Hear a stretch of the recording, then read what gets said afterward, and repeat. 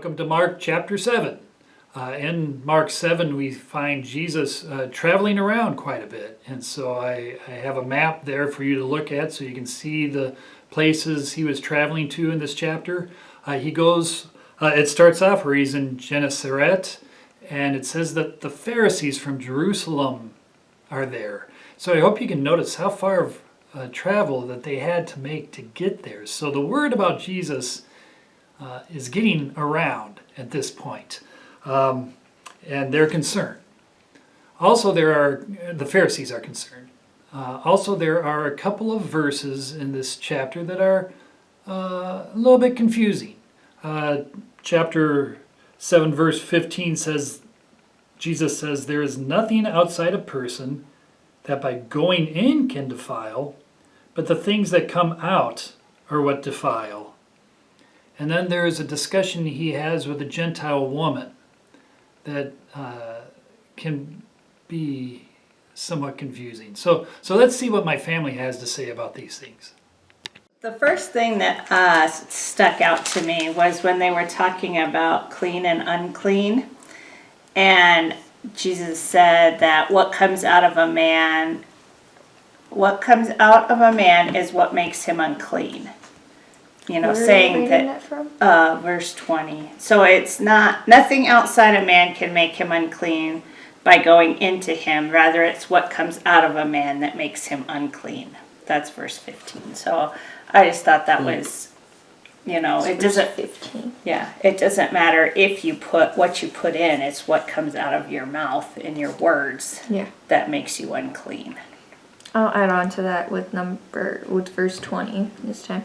And then he added, "It is what comes from the inside that defiles you. For from within, out of a person's heart come evil thoughts, sexual immorality, theft, murder, adultery, greed, wickedness, deceit, lustful desires, envy, slander, pride, and foolishness. All these vile things come from within. They are what defile you." So it's showing it's like what's inside is the part that matters.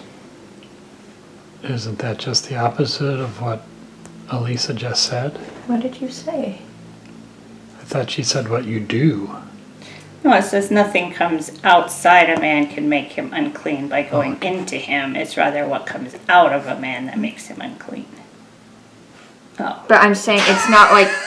I'm saying...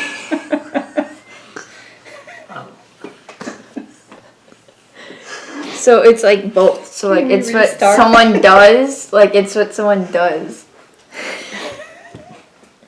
Because they're sort of related. So like what people think inside and what they do, like they both matter, and what defiles the word. I think it's just saying that you defile yourself, is what Mom's is trying to suggest. Not necessarily like explicitly saying or doing something, but it's your actions that defile you, not other people's actions. So as much as you can blame other people for what you do, you're the one who did it, so it's your actions that are defiling you, not necessarily others. Not saying that's for better or for worse, but it's saying that other people's actions aren't what defiles you. You are what defiles you.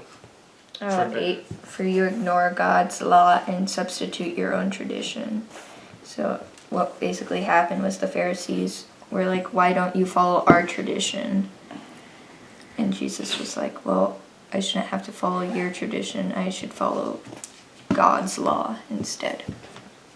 There's more healing in this chapter too, when he heals the deaf and mute man. I mean, it kind of seems like the past few chapters there's been a lot of healing. Another thing that's reoccurring too is Jesus told the crowd not to tell anyone, but the more he told them not to, the more the news spread. So he always is like, "Hey, don't tell anyone like about me and that I'm here." But they always go against what he says, and they always tell everyone else. Why does he answer then?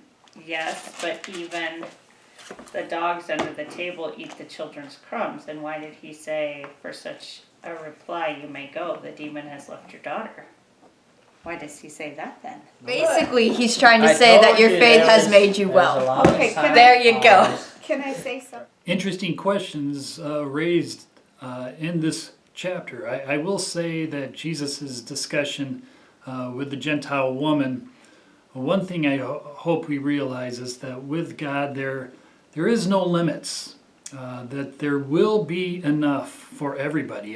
And we can see this maybe not so much in Jesus' words here as in his actions, because it goes on to say that from Tyre he goes up to Sidon on the way to the Sea of Galilee. Well, you can look on the map, and Sidon is nowhere near on the way to the Sea of Galilee, but it is in Gentile territory. So Jesus is taking his message not just for the Jews, but also for the Gentiles, and opening up God's good news for all.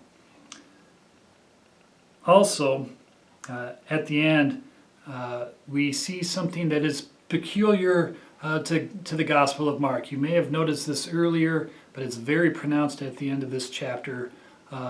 We see something called the Messianic secret, where in the Gospel of Mark, Jesus keeps telling people not to tell people who he is as they discover who he is. Often, though, it never seems to be the disciples, which is somewhat interesting. But as people discover who he is, Jesus says, don't tell anybody. Why? That's something to think about and to notice as we go on in our reading of Mark. I hope you enjoyed chapter 7, and I will see you tomorrow for chapter 8. Say hey, it's a good day, even if things aren't going my